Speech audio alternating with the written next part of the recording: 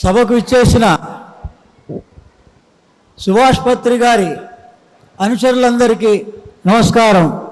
భగవద్గీత ప్రకారంగా ఆత్మ సంయమన యోగమే ధ్యాన యోగం. అందుకని మన ధర్మం అందరిది ఒకటే, భగవద్గీత. దాన్ని మనం ఆచరించాలి. అందులో భక్తి కన్నా, జ్ఞానం కన్నా, అన్నిటికన్నా కూడా యోగం గొప్పది, ధ్యానం గొప్పది అని శ్రీకృష్ణ పరమాత్మ చెప్పడం జరిగింది. ఈ ఆషాఢ పౌర్ణమి రాబోయేది గురు పూర్ణమి కనుక సదాశివ సమారంభాం వ్యాసశంకర మధ్యమాం అస్మదాచార్య పర్యంతాం వందే గురు పరంపరాం. మనకు అనాది కాలం నుంచి అనంత గురు పరంపర ఉంది.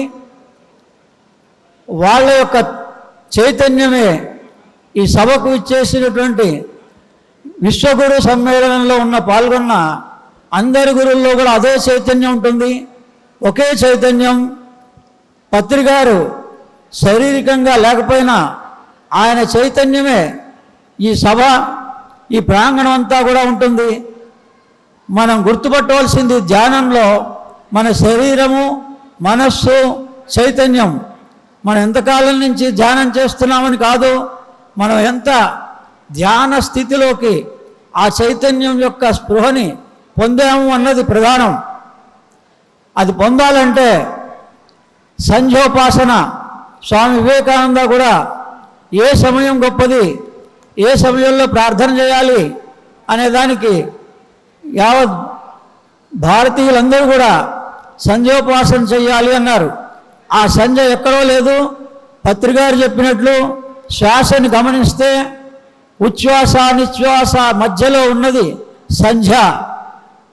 అందుకని ఆ సమయం సూక్ష్మంగా ఉంటుంది.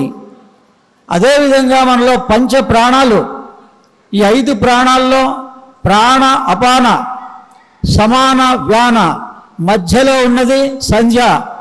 ఉదాన ప్రాణం వరకు మనం ప్రయాణం జరగాలి, మన శ్వాసని గమనించాలి. మన లోపల ఉన్న 5 ప్రాణాలని మీరు గమనిస్తే రాత్రిపూట మనందరినీ నిద్రపోయేటువంటి చేసేది ఏ ప్రాణం అంటే ఉదాన ప్రాణమే. కాబట్టి అది ఆకాశతత్వం. మనం అందరం కూడా ఈరోజు సాంకేతికంగా ఇంత అభివృద్ధి చెందింది. 48 గంటల్లో చంద్రమండలానికి వెళ్తున్నాం.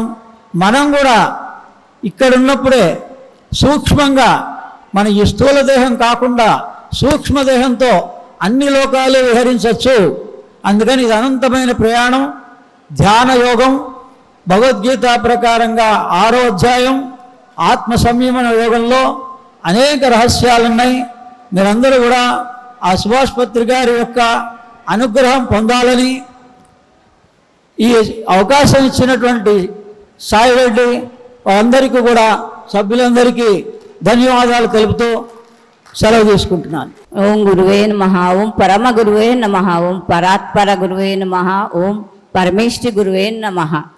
అయితే మనం అందరం కూడా భగవత్ స్వరూపులమే, ఆత్మ స్వరూపులమే అని చాలా మట్టుకు మర్చిపోతున్నాం. కాబట్టి మనకి కొన్ని రుగ్మతలు వస్తున్నాయి. కాబట్టి మనము అందరం కూడా ఆత్మ స్వరూపులంగా, ఆనంద స్వరూపులంగా, మళ్ళీ నిశ్చల తత్వంతో ధ్యానం, భక్తి ఏదో ఒకటి ఎన్నుకొని, ఒక సాధనను ఎన్నుకొని మనము ఆ సాధనను చేసినట్టయితే ఎన్నో రుగ్మతలను మనము రూపుమాపుకోవచ్చు.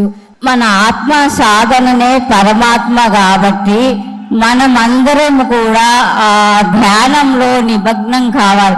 నిమగ్నం అయినప్పుడు మన ఆ అహంకారం అనేది మొత్తం ధ్వంసమైపోతుంది అన్నమాట. అయితే అన్నిటికీ మూల కారణం అహంకారమే. కాబట్టి మనం ధ్యానం చేస్తున్నది మన అహంకారాన్ని నిర్మూలించుకోవడం కోసమే.